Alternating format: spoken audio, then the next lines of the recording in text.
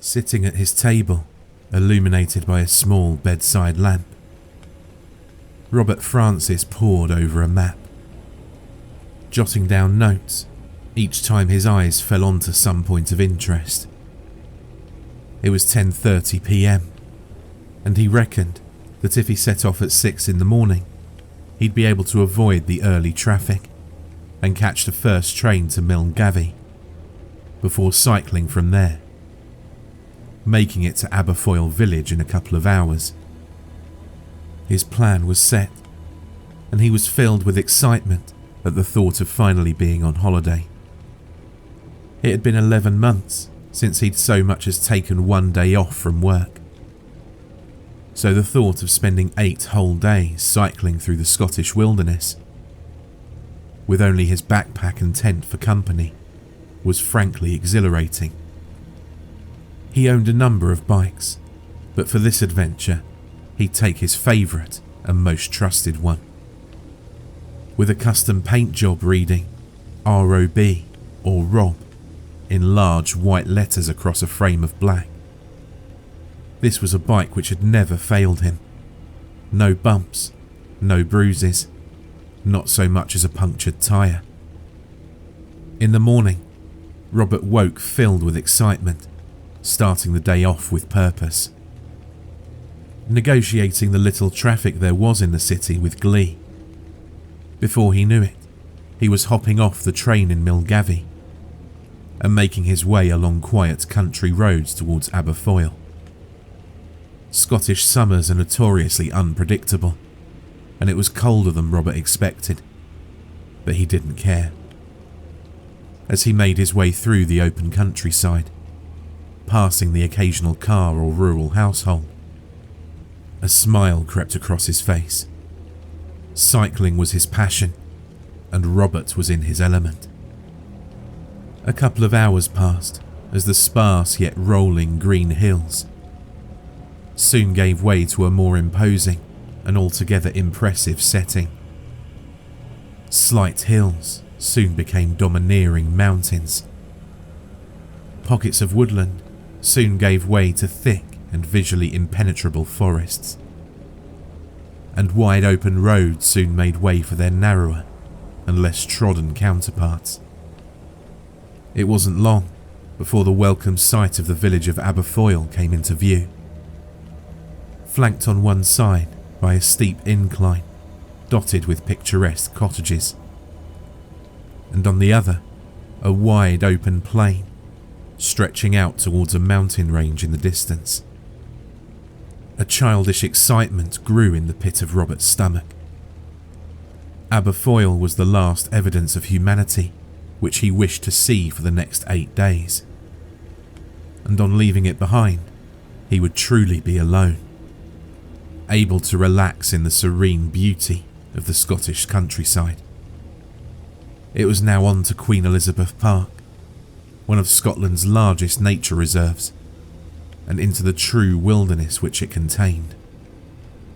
After stretching his legs on the unusually deserted Aberfoyle main street, he embarked on the last leg of his journey for the day. Within minutes, he was out of that small, innocuous town and into the unknown. For the last 3 months, he'd been in a quandary about where to go on his adventure. But when he passed over an old stone bridge, with a babbling stream underneath, like 1,000 voices whispering for attention, and found himself face to face with a forest which covered the hills, mountains and valleys like a blanket. For as far as the eye could see, he knew he'd made the right decision. A dirt road cut through the labyrinth of trees, and it occurred to Robert that as he cycled further into the reserve, the sun seemed to diminish with each mile, blocked by the huge pine trees on either side, as if light itself were an unwelcome visitor. By 6 o'clock, the sun was dipping towards a line of craggy mountains on the horizon. It was time for Robert to find a suitable place to camp for the night. He continued onward, struggling over uneven hills and patches of wet mud, scanning his surroundings for a suitable location to camp in. Finally, he spotted a small clearing in the forest not far from the road. Clambering through some thick underfoot and entangled bushes, Robert managed to haul his bike through the tree line and then into the clearing. It was a small pocket of grass, and several fallen trees were spread across the area. Trees which Robert assumed had created the clearing in the first place. After finding a flat patch of grass, he set his tent up for the night. Gathering some dry wood nearby, which he gleefully turned into a campfire with the aid of some lighter fluid and matches. Building fires was one of Robert's favourite parts of camping in remote areas. He often thought that there was something of the arsonist about himself, but that was a fact he kept only for his trips into the wild. And in any case, he loved nature and was always careful not to harm it. Night fell, and unimpeded by the false light of man, the stars shone bright and bold. After a few hours of sitting next to the warm glow of the fire, Robert reluctantly turned in for the night, excited by the prospect of another day's adventure in the morning. In the early hours, the fire still smouldering, and Robert felt refreshed and rested, more so than he had done for many years. Packing up his belongings and making sure the fire was extinguished, he set off once again. It had rained slightly during the night, but thankfully, the road was relatively dry. After cycling for another hour, Robert noticed a change in the landscape. It had become more unkempt, less constrained. The trees seemed closer together, and any occasional gaps in the forest were filled by clearings and small fields, which had obviously been left unattended for countless years. He realised that he'd travelled far enough into the forest that he was now out of the reach of even the park rangers, who would normally maintain such a place. It seemed as though, beyond this point, the land had been neglected by its carers for some reason. The thought that even those familiar with that wilderness were afraid to tread there flirted with his attention momentarily, before being quickly dismissed as a flight of fancy. The sky grew grey as the day wore on, and it was clear that rain of a substantial volume was well on its way. After pushing his bike up a steep incline, which he felt was too uneven to cycle on, Robert reached its peak, revealing a landscape which opened up. Sprawling forward between pockets of woodland and still, stagnant pools of water, slumbering in a deep-set valley below, which stretched across the land for miles. It was populated by sparse areas of long, vibrant grass, which in places gave way to the wandering boundary of the forest. With rain imminent, Robert decided that he'd set up camp early in a wide circle of grass that he could see at the foot of the hill. Not half an hour later, he was there. The tent was up, and all that was left was to gather some firewood. It was important to get a fire going as quickly as possible, as the Scottish midges, a type of fly which feeds on blood, were out in force, and the smoke would help to disperse them. The only problem was that Robert had picked a camping spot dominated more so by grass, bushes and shrubs than trees. He'd have to venture out across the valley for a little while and gather from one of the wooded areas nearby. A collection of pine and fir trees, which seemed to form an isolated island of woodland, about half a mile across, was close enough to his camp. And after 10 or 15 minutes trudging through the long green grass, occasionally sinking his foot unwittingly into remnants of a marshy bog below, Robert found himself at the edge of the woods. Its boundary was dominated by older trees, which had long since withered, covered by thick brown hanging moss, nature's own burial shroud. The broken trunks of once beautiful and majestic pines and sycamores littered the ground, open and rotting from the inside, not unlike a poor wounded animal. It occurred to Robert that these woods seemed somehow out of place. The trees didn't belong to the landscape as the others did. The long grass which characterized the entire area seemed to thin out and change from a healthy natural green colour to a morbid yellow-brown.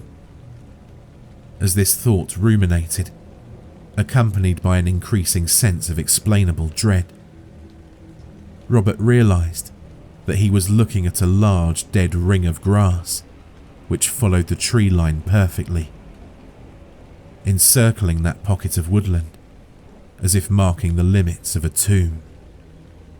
On their own, in a forgotten part of the world, many would have been cautious of such a sight, but Robert quickly shook off his initial sense of vigilance, finding the area to be an intriguing natural occurrence, and with a bold stride stepped over the woodland threshold into the dim light within.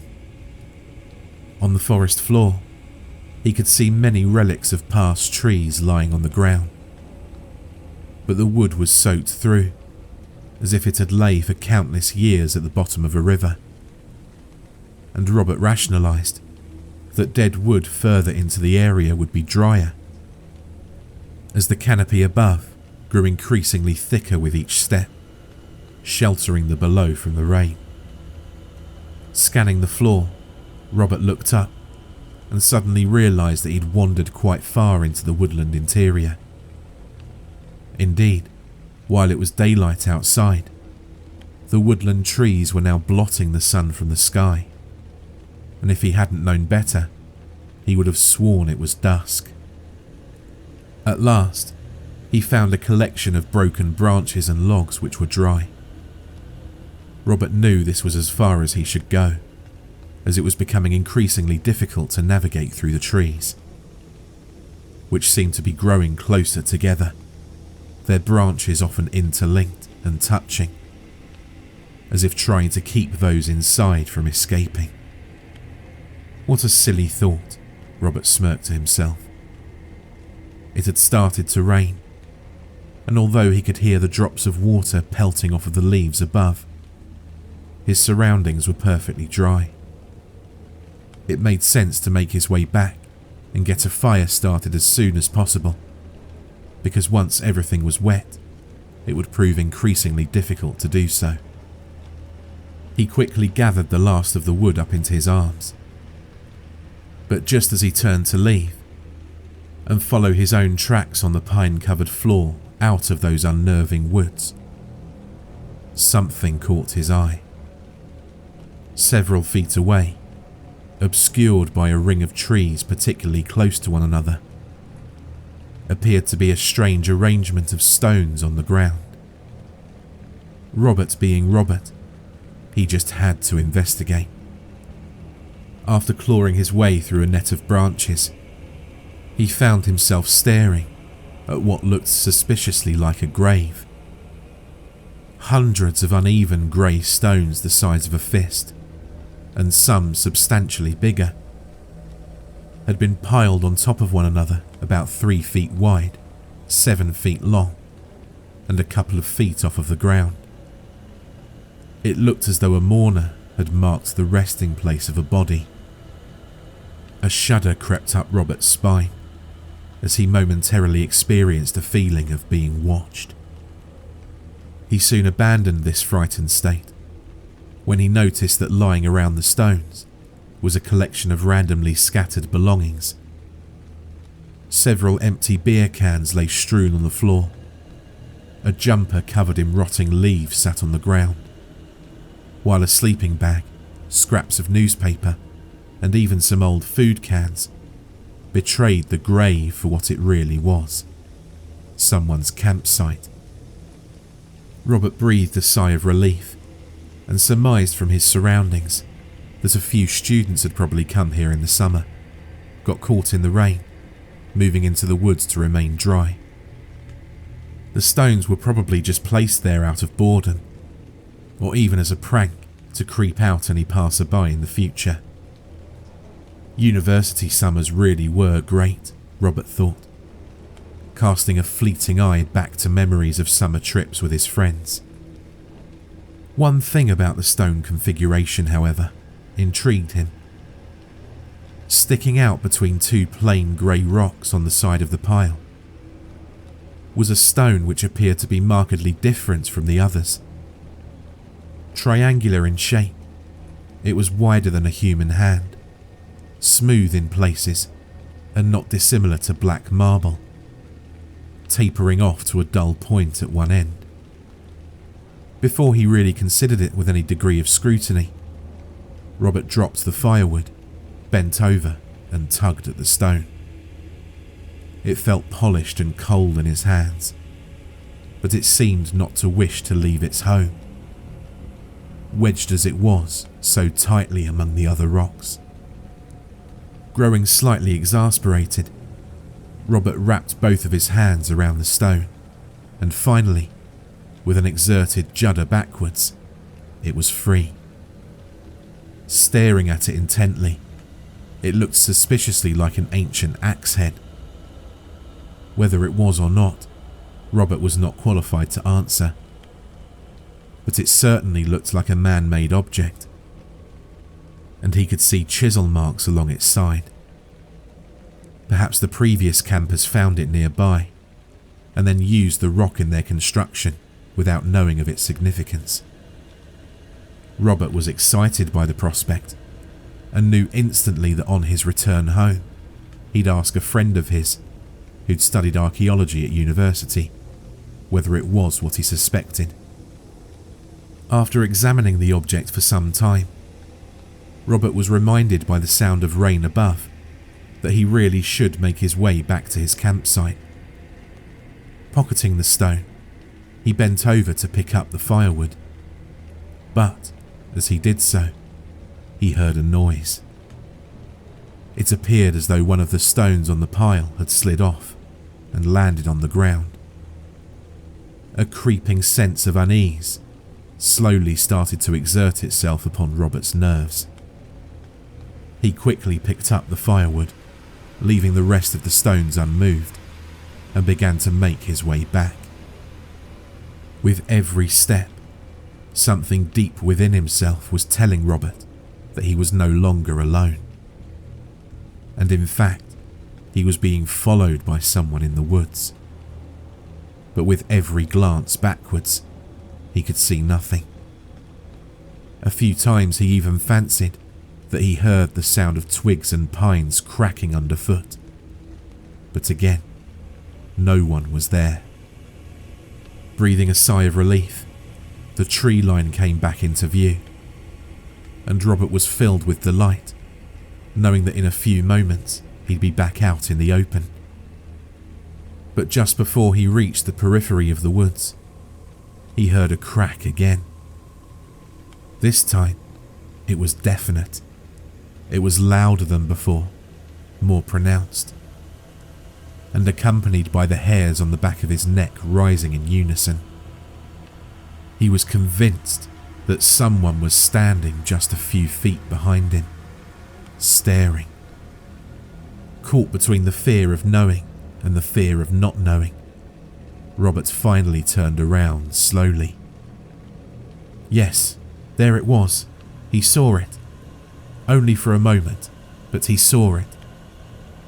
A shoulder or an arm, something disappearing behind a tree nearby. Robert's mouth grew dry, making it difficult to swallow, and his heart started to thud deep within his chest. He began to backpedal slowly, hoping he wouldn't trip on an unseen root or weed on the floor, leaving him vulnerable on the ground. With each step, the forest grew lighter, and as he neared its edge, the light from outside bathed its interior in a bluish hue. He didn't take his eyes off of the large sycamore trunk where that shadowy figure seemed to be hiding. Not for one moment. It was peculiar, but an overpowering sense of safety out in the open dominated his thoughts. Normally, a person feels exposed and vulnerable in the open wilderness, but not Robert, at least not in that situation. As he edged slowly towards the grassy plain outside, the subtle, foreboding sound of leaves rustling and swaying, almost in anger, progressed into a crescendo of noise. But there was no wind to gust, no breeze to disturb. There was only one conclusion to be reached. Something was moving. And then he was outside, out of the woods, away from whoever had been following. No, not following. Stalking him. Robert wasn't a superstitious man. You couldn't afford to be so when camping alone in such remote locations, as the mind tends to play tricks, twisting the benign sounds of nature into something much more malevolent. But regardless, he didn't wish to stay around long enough to find out who his unwanted companion in the woods had been. Dropping all but the sturdiest piece of wood, which Robert reckoned would make a good makeshift weapon, he ran as fast as he could towards his own camp. All the while, glancing back at that strange island of trees, surrounded by dead grass. But nothing emerged from within it. Arriving at his tent, out of breath and agitated, Robert packed up his belongings as quickly as possible, carrying his bike up a hill and back onto the dirt path. Waiting not one moment longer, he cycled hard and fast, hoping to put as much distance between himself and that place and its strange resident, before finding somewhere safer and more welcoming to camp. The road was now nothing but a single track of mud, which covered Robert in a shower of dirt every time his bike sloshed through an uneven depression in the ground. The weather was bitter, unusually so at that time of year, and the rain, accompanied by a now freezing wind, battered his face, making each foot of progress feel like 100. He tried to continue onward for as long as he could, hoping to leave the necessity of making camp until the last usable ray of sunlight. But after a couple of hours, the skies opened further and the rain came down in sheets. He had to find shelter, and quickly. He concluded that he'd put at least 15 or so miles of winding, difficult track between himself and that bizarre coven of trees. Regardless of whether it felt enough or not, it was simply impossible to continue due to the elements. On the left-hand side of the path, there was a rather steep drop, which led down into a large field, but it wouldn't provide the shelter Robert knew he required. To his right was a humble gradient of grass which rose up into another wood. Following his strange experience from earlier, some hesitancy did present itself to him, but he again dismissed this as preposterous, and after pulling his bike up through the grass, he entered the forest.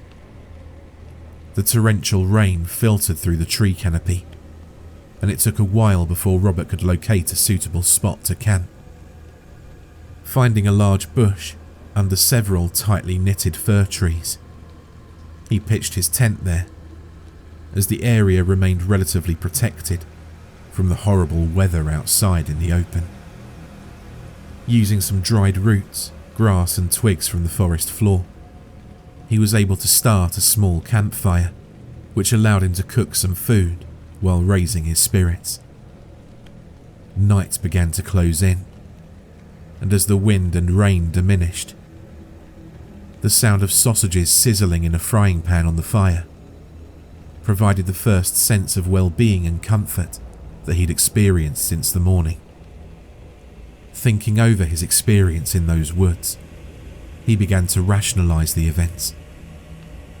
He'd found various belongings in there: a sleeping bag, clothes, food and beer cans. It was obvious now that he'd just disturbed a fellow camper.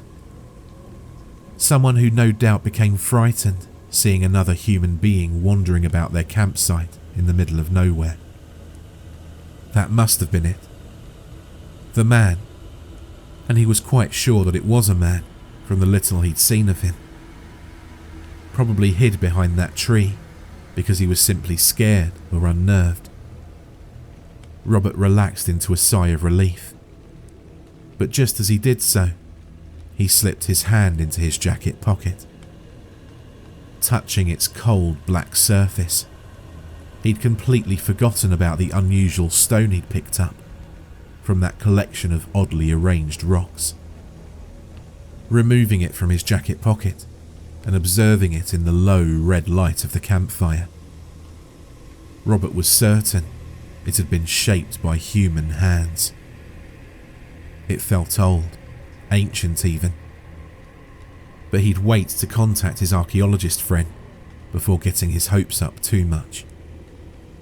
He'd have to admit, though, that the idea of finding a relic from the past was something which thrilled him deeply.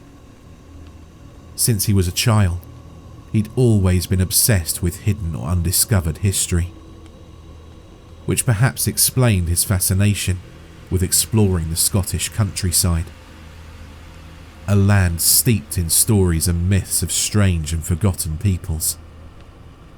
Above all else, he hoped it was of Pictish origin, that mysterious indigenous people who vanished without a trace over 1,000 years ago, something which historians still ponder and puzzle over.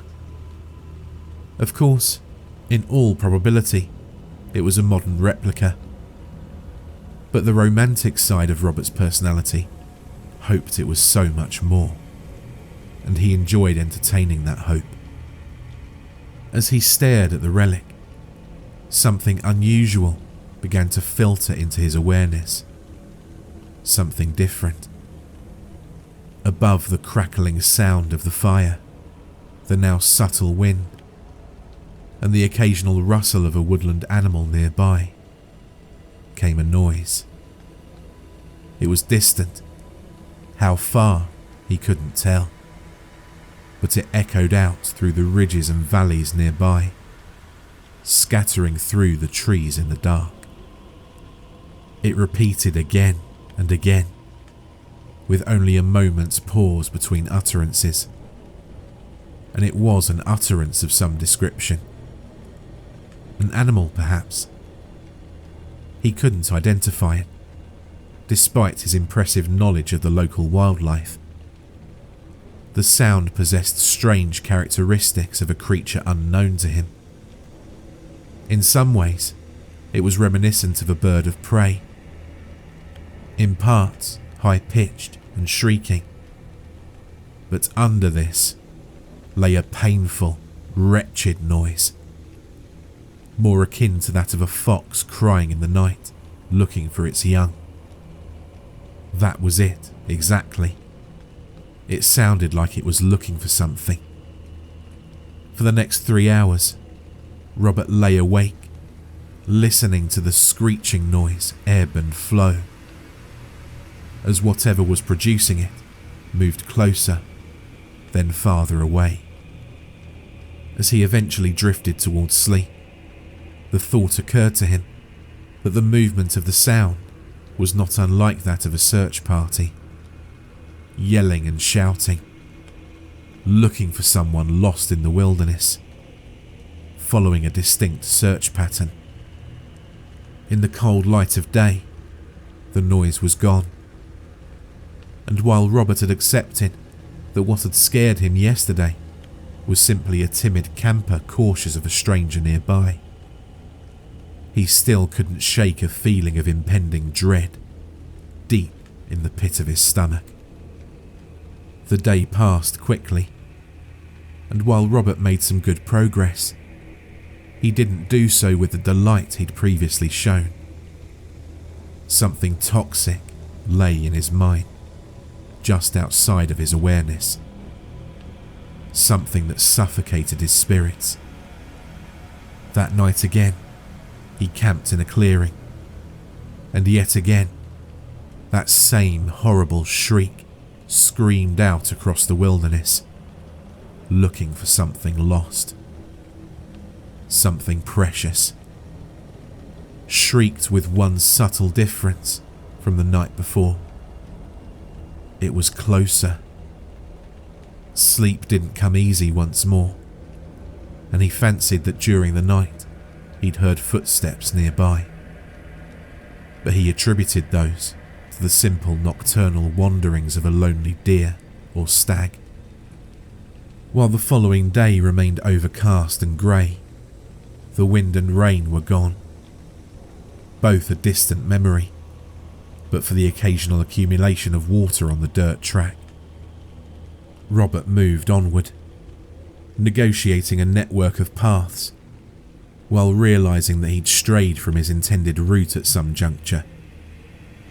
He was confident, however, that he knew where he was, and that this change would simply be a small detour and nothing more.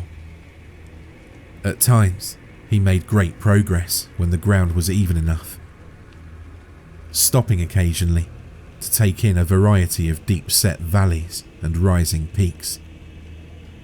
Uncharacteristically, however, he kept his distance as much as he could from the woods and forests, which often accompanied the road, while dismissing it as merely his imagination.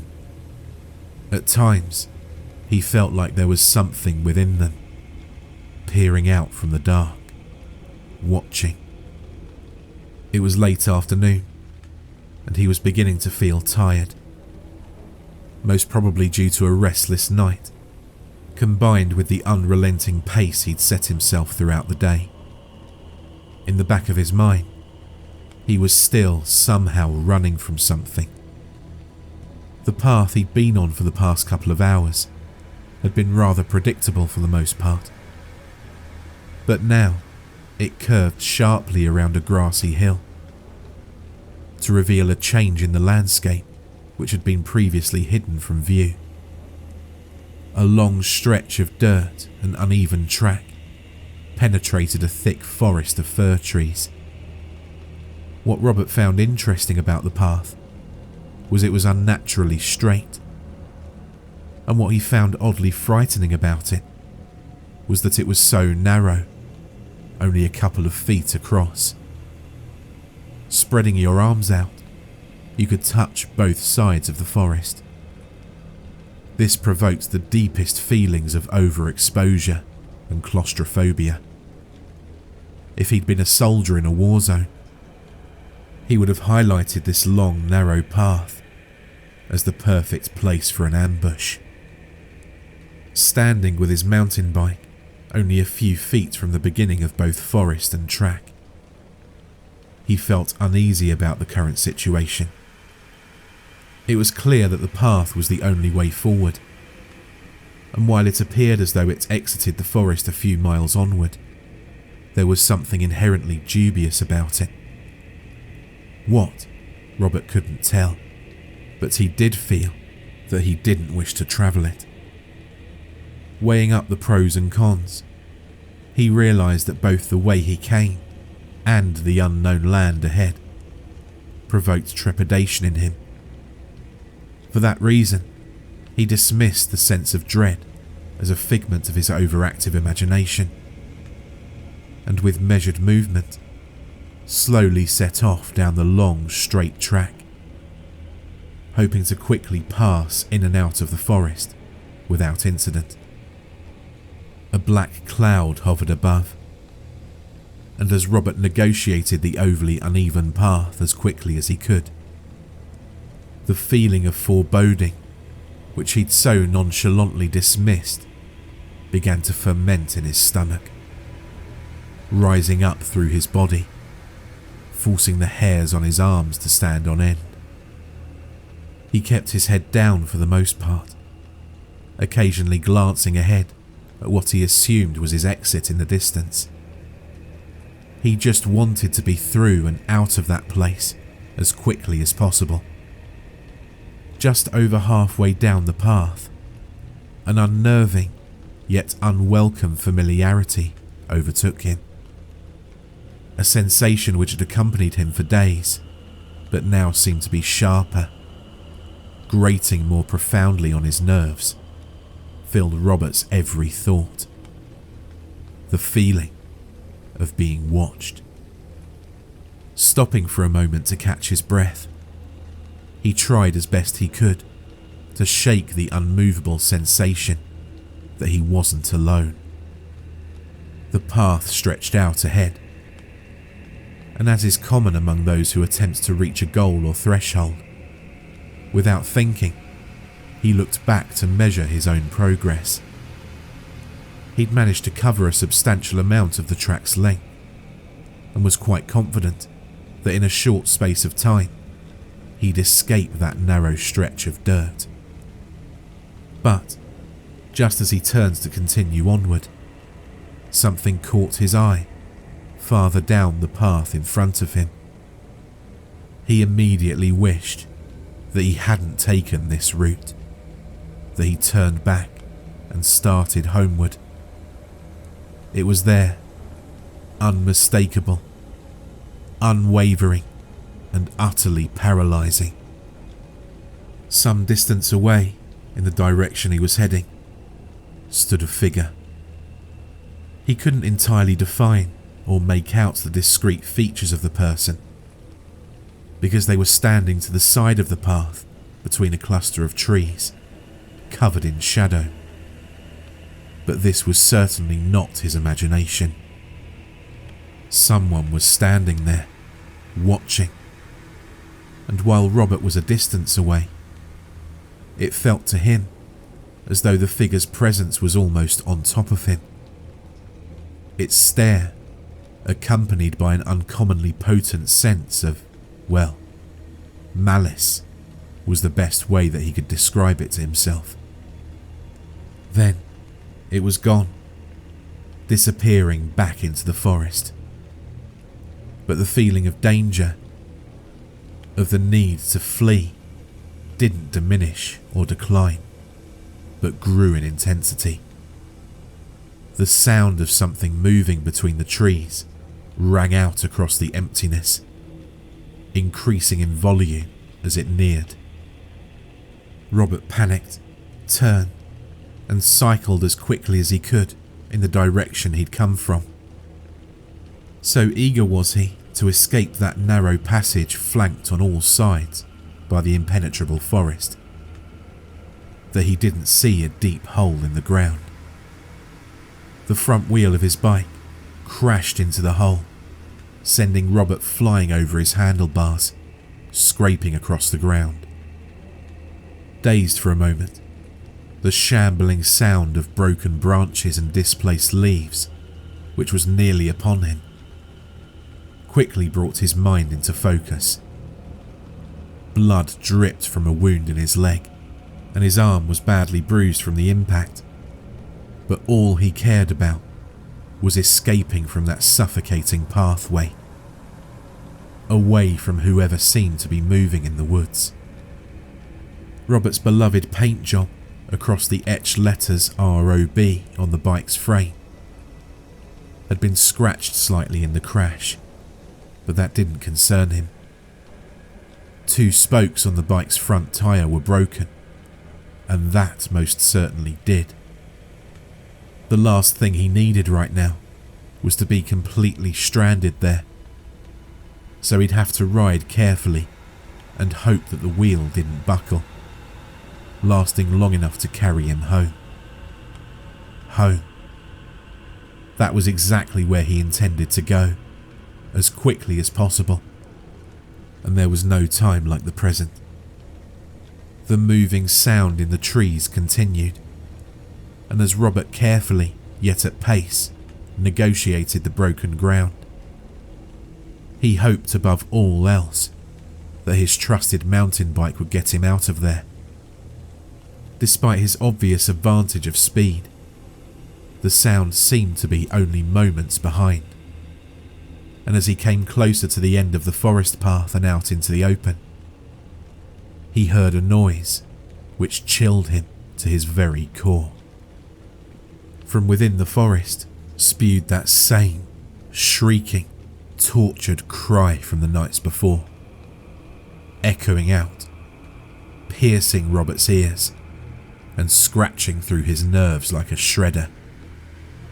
Was it that figure who'd been wandering near Robert's camp at night? Surely no human could make such a sound. Panicking, he increased his speed as the front tyre of his bike wobbled and creaked under the pressure and strain. Finally, he was out of that narrow place, but he didn't stop, cycling for hours without once looking back. Only when sure that his pursuer couldn't have followed him did he stop to rest.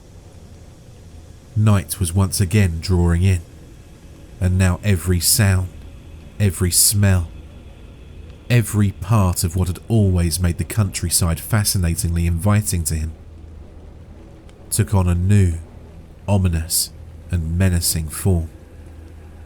He decided that tonight he wouldn't set up camp. No fire, no tent. He was sure that the person following him had been able to do so because of the noise and light which he'd made from night to night. It wouldn't be pleasant. It would be cold, wet and uncomfortable, but he wanted to make sure he couldn't be tracked. He knew, of course, that his tyre tracks could easily betray his location if his pursuer was smart enough to follow them. The bike marks were obvious. For this reason, he backtracked slightly in an attempt to confuse anyone following, should the need arise. The worst thing he could do would be to sleep next to where his tracks ended. Finding a large bush with space underneath to sleep, he hid himself on his bike for the night, with one question on his mind.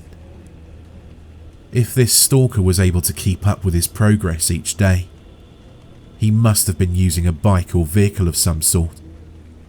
But where were the tyre tracks? Sleep didn't come at all that night.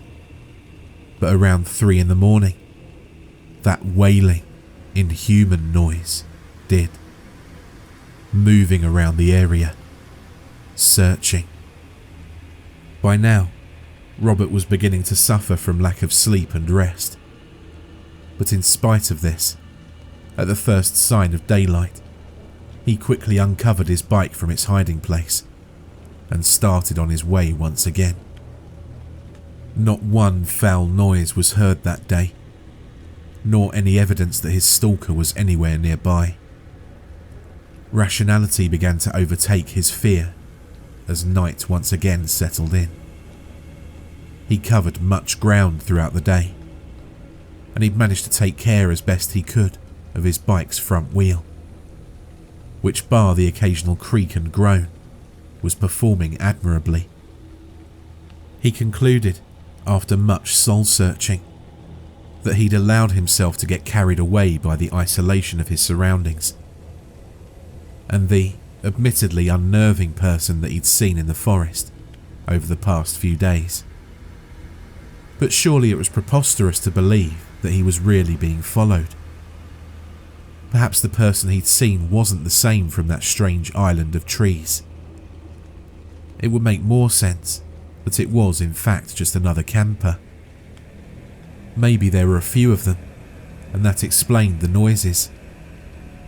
And as for the unfamiliar animal screeching at night, it must just be a species of bird in the area which he'd never heard before. That night, he'd set up a campfire. He would cook his food, eat well, and enjoy the solitary countryside as he'd intended to, for such a long time since planning his holiday. After locating a suitable spot in the forest, this is exactly what he did. He cooked on a roaring campfire and sat for hours gazing at the night sky through the branches of the trees above. There were no noises, no strange shrieks, no shambling footsteps in the darkness, nothing. Confident that his unwelcome travelling companion had been left far behind, he retired to his tent, exhausted, in much need of a well-earned rest. 2 paltry hours of sleep later, however, he woke to the sound of something stirring outside his tent. He'd left the campfire burning, as he was uncomfortable in spending another night in darkness, and its flames seemed to dance, shifting and changing shape in the night air, casting shadows all around onto the thin canvas of Robert's tent like a naturally occurring cinema screen. Casting one shadow in particular, the shadow of someone sitting by the fire. Robert froze.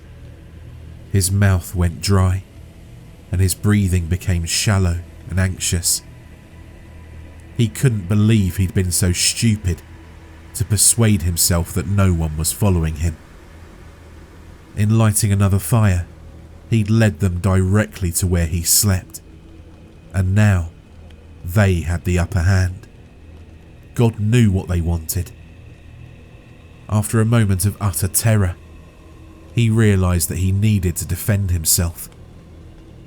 Sitting up slowly and pulling his sleeping bag off and out from under him as quietly as possible, he scanned the tent, looking for something he could use as a weapon.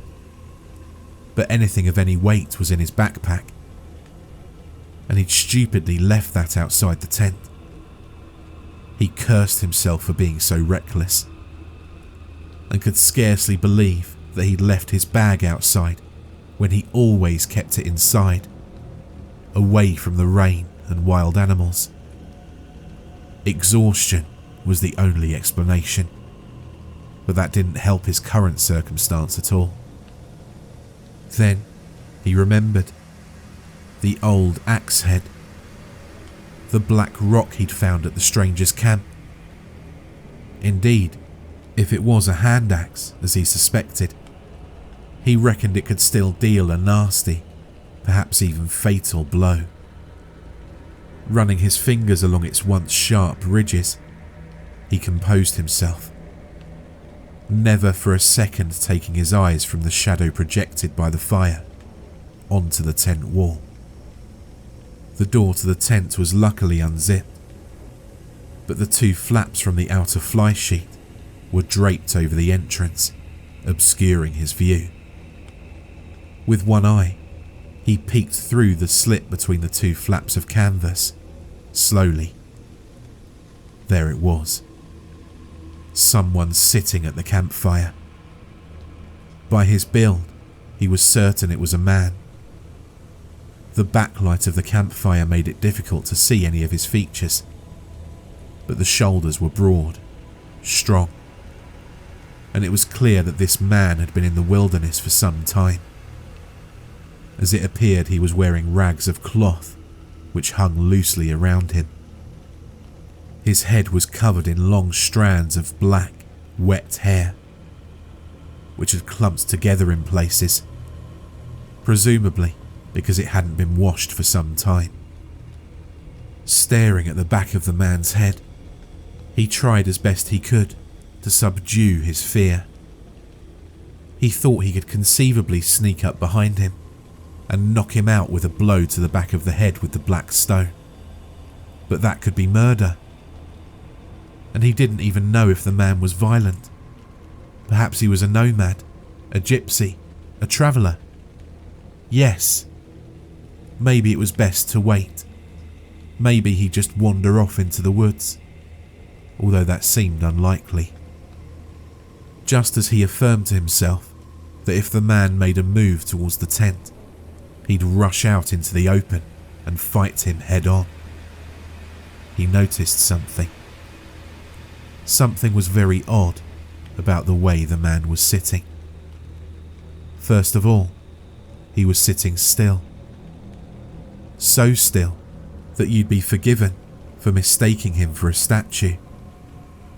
Not the slightest movement was made, nor was there any indication of life at all. No subtle shifting of weight, no rising and falling of breath. Nothing. While this stillness was unnerving, it was Robert's second observation which bothered him the most. The man was sitting forward, facing the fire, but the shape and position of his upper body and head was somehow off. They didn't seem to quite add up. His frame seemed unnaturally positioned. A crackle from the fire, followed by a wayward flicker of light, revealed the truth. The flames lit up the area momentarily, the light bouncing from tree to tree, even onto Robert's tent, and reflected back onto what surrounded it. 2 pinpoints of light momentarily shone in the night, through black clumps of matted hair. Yes, the man's legs were facing the fire, but his body and head were horribly contorted, twisted into an inhuman posture. The man's legs were indeed facing the fire, but his head and body were facing Robert. This was no man at all. How long it had sat there, staring at Robert in that tent, waiting, he didn't know.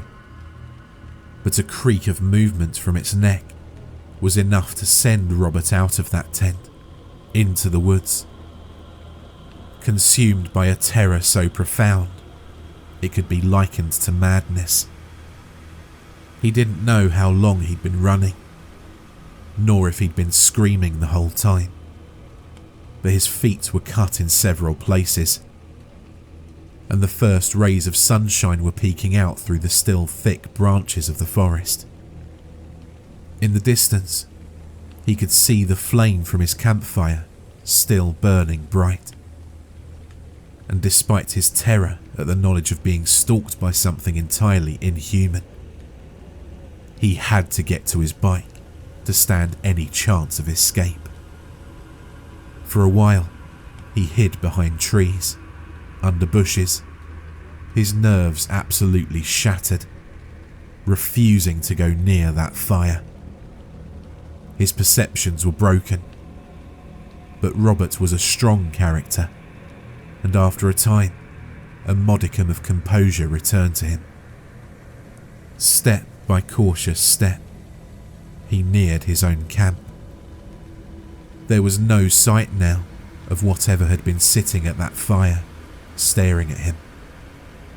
By now, daylight illuminated the entire area, and after much self-bargaining, he decided to reclaim his belongings, grab his bike, and continue as quickly as he could on his way out of Queen Elizabeth Park. Everything seemed to be accounted for, and Robert even allowed himself a smirk at the thought of that creature at least not being a thief. That smile soon vanished at the sight of his bike.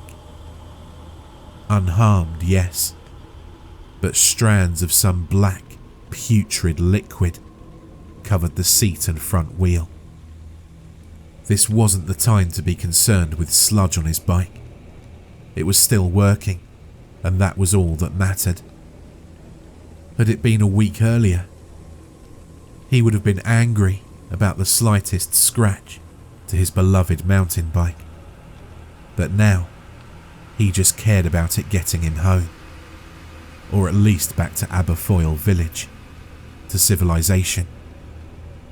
After cleaning the liquid off and packing up his tent, he once more continued onward as fast as he could. He reckoned, with a hard push, that he could be out of that horrid place in a day and a half, as long as he took minimal rests and cycled for the duration of available light. As the day progressed, so did Robert's unease. He felt oppressed on all sides, as if he was running from something terrible, yet nearing an undefined danger. A horrible realization bubbled up from his subconscious. What if that thing followed him all the way home? As this thought swirled around in his mind, he passed over the crest of a hill and down again, suddenly realizing what was wrong and why he was feeling so much unease about what lay ahead. A gulf in the land opened up before him. Pockets of stagnant water lay strewn between stretches of marshland and long grass. And in the centre, there it lay, that horrible island of wretchedness. It was the woods where Robert had first seen his pursuer. And then, in a flash, it all made perfect sense. Call it superstition, call it blind stupidity. Whatever you call it, he knew he didn't wish to see that twisted man again. As a child, he'd been told ghost stories of people disturbing graves, and the ghosts of the dead rising up to haunt the living. But he never took much stock in such things. Not until now. What he did know, that he'd inadvertently triggered the whole terrifying ordeal. He'd taken something that didn't belong to him. After hiding his bike in the long grass, he trudged towards that isolated pocket of woodland, where what he now knew to be a grave lay, minus one oddly shaped black stone. He half expected for that thing to be sitting next to its resting place. But while there were a number of strange noises and movements between the trees, there was no sign of Robert's unwelcome guest.